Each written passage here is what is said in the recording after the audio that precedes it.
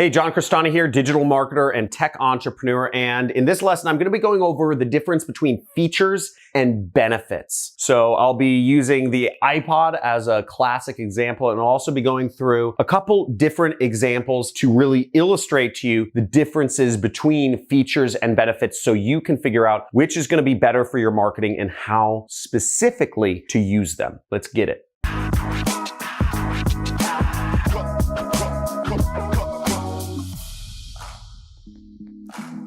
Ooh, this is exciting. Understanding the difference between features and benefits was one of the biggest marketing realizations that I had that really made me understand how to do marketing and how to do marketing that works. And when you understand the difference, you'll understand why, in the classic example of the MP3 player, why Apple was able to build their market share so fast and so strong by advertising benefits rather than features. So there was not a glut of MP3 players before Apple. In fact, I owned an MP3 player before the iPod. And let me know in the comments what MP3 player you owned before the iPod. For me, it was the Rio. It was a huge clunky thing, right? I had to wear cargo pants to middle school so I could carry it around. The way they advertise themselves, they'd say how much storage they have. Now, a feature is something that you can't really argue with. It's a property of something. So for instance, with my protein shake, I would say it's got hemp milk, it's got soy protein, and we have flax oil in it, and that's what's in it. It's in a plastic cup. These are all features of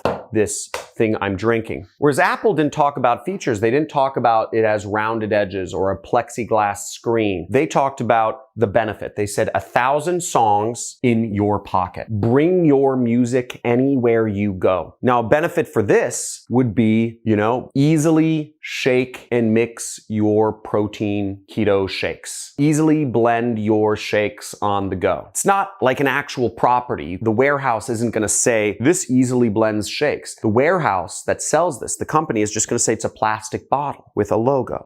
That's it. So features don't really sell. Features just describe a product. And the majority of people marketing, maybe 95% of companies or something, talk about the features. Windows. If you remember, for years, computers advertised themselves on how much gigahertz they have. They would say 3.4 gigahertz. And they'd hope that people drew the conclusion that this was useful. Or with the MP3 players, they would say, we have 2 gigabytes of memory, or we have 3 gigabytes of memory. And if you notice, Apple never advertises how much gigabytes of memory they have, or how many gigahertz they run at, or how much RAM they have. Apple has been able to take over the market because they advertise benefits. They advertise it's easy to use, it's safe, it's secure. They advertise it on benefits rather than features. Benefits sell, sell, sell. Now let's look at some more examples. So here's a few other examples of features versus benefits. So you could say a feature would be Greek yogurt is nutritious and packed with protein, whereas a benefit would say choosing Greek yogurt makes you healthier and more satisfied.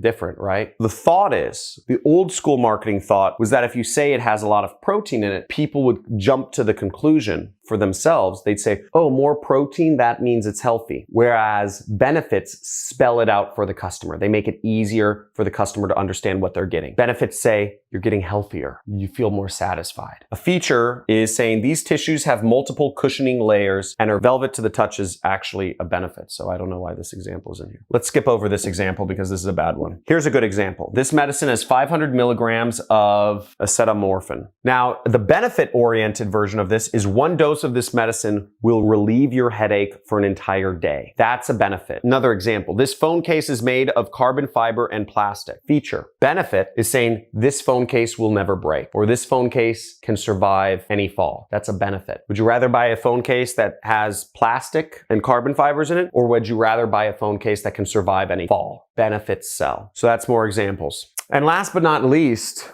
I have to ask you, in the marketing are you selling the spinach, right? I don't know about you. I don't think that looks that good though. Eddie might like it. Or would selling spinach be easier if you say, well, spinach makes you strong? So advertise benefits and your business will be a lot more successful. Whenever you come across a feature, think to yourself, how can I market this as a benefit? Instead of saying spinach has, 3 grams of protein, or 1 gram of carbs, and 0 fat, think to yourself, screw all this. How can I say this as a benefit? Spinach is healthy, it makes you live longer, and it makes you stronger. And if you talk about food like that, you're gonna sell a lot more of your product than if you're just talking about the protein, carbs, and fats in your product. I hope that helps you out in understanding a pretty complex marketing subject, the difference between features and benefits. Again, this goes deep, and if you're writing marketing copy or web pages or emails or ads, try out rephrasing every single feature as a benefit. Now, let me know if you have any questions for me in the comments below. I also invite you to subscribe to my channel if it's your first time here. I do a lot of videos. Almost all my videos are on marketing, getting traffic, and getting customers. Many of my methods are free traffic methods, which you can check out in this playlist. I'll have bubbles somewhere. I just go over methods for getting traffic without paying for any ads, as well as you can learn about how to even build a website on my channel and make that website turn traffic into paying money in your pocket. Look forward to speaking with you more, and join our communities if you'd like more engagement with other marketers, other entrepreneurs moving in the same direction as you. We have a Discord chat channel, we have a Facebook group, and we also have a subreddit where you can talk with other marketers, discuss things with them. Again, I get 2 trillion messages a day,